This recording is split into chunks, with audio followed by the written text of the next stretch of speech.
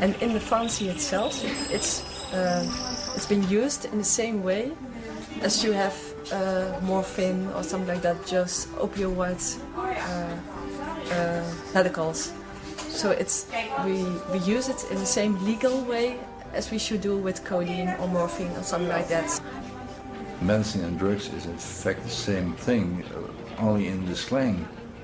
Drugs in Holland and Europe has received another meaning. But basically, every substance that alters your body is a drug. And some of these alterations are medically, and other of those alterations are what they call recreational.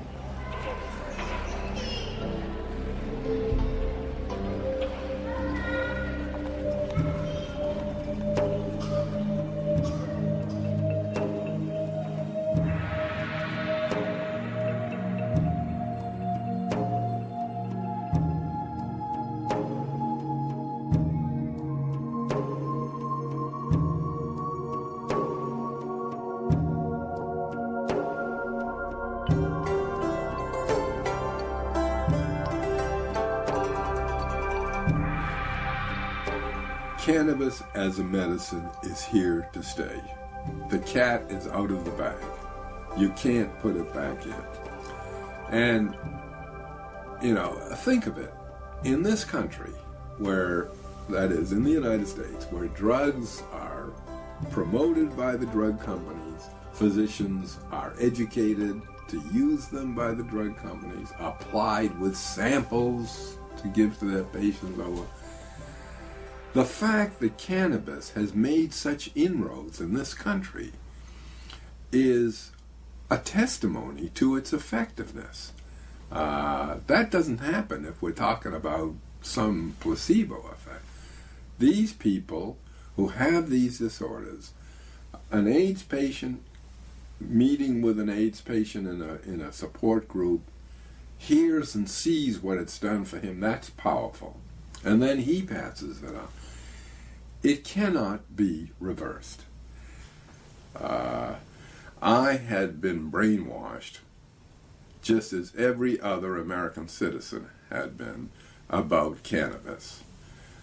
We had been led to believe that it was a frightfully dangerous drug, that people who used it were prone to violence, were prone to sexual excess, whatever that is, would lose their memories, all sorts of things.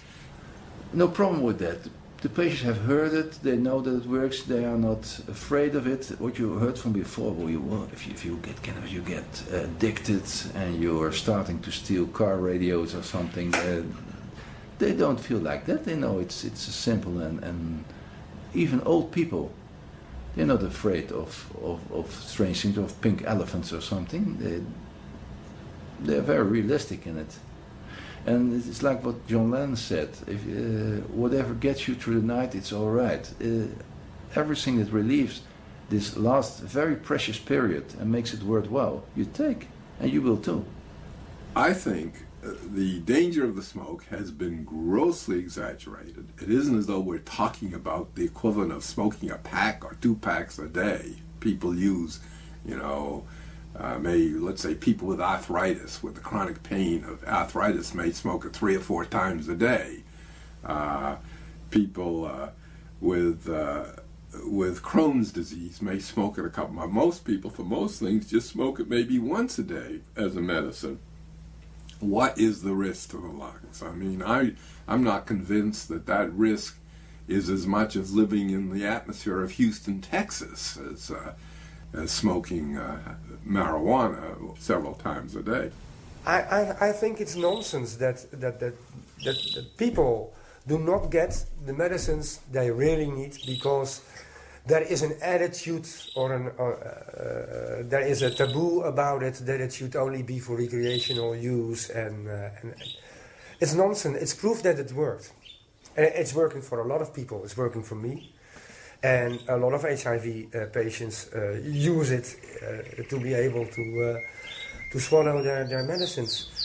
And smoking it, mind you, smoking the natural product allows you to titrate it very precisely. You can, if it's nausea you want to defeat, you just get to that point and then stop. You take a pill, and maybe you've taken enough, but you won't know for an hour and a half, 2 hours, or maybe you've not taken enough and you've been suffering from this nausea all that time. Much more preferable to smoke it and get the relief right away. The three things that we know today is enhancement of appetite, multiple sclerosis, vomiting again after cancer chemotherapy. Now, the last thing is not widely used because there are some pretty good drugs against vomiting after cancer chemotherapy, but it is very useful. For example, quite a few years ago, about 5 years ago, I think, we tried THC, rather high doses, in children that were undergoing cancer chemotherapy. And these children were having a bad time, a lot of vomiting, a lot of nausea. They didn't want to get treated. There were many problems. They had problems. Their families were suffering. That was a terrible situation. And we started giving them THC. We gave THC 400 times.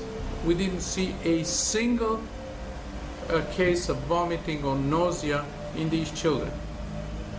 While people certainly suffered from nausea and vomiting, it wasn't, the nausea of a cancer chemotherapeutic is way off the scale in terms of intensity. You can feel that nausea right down to your fingernails.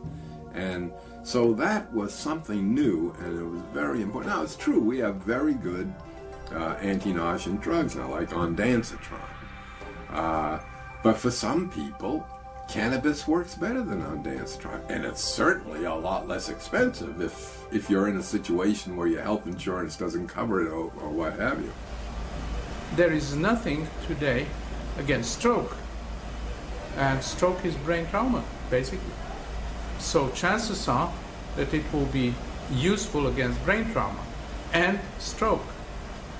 As a matter of fact, it is probably very good also against nerve gas damage. Remember, several years ago, somebody opened a can of nerve gas in Japan, in the underground in Japan, and 10 people died and about 1,000 had brain damage. Well, this compound may solve this problem.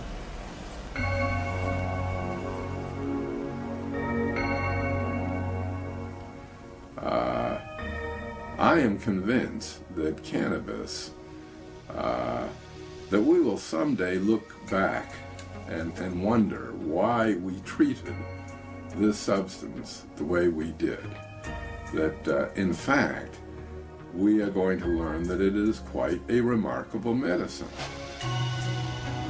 So, I predict that when we as a society overcome this enormous foolishness which has imposed so much suffering on people.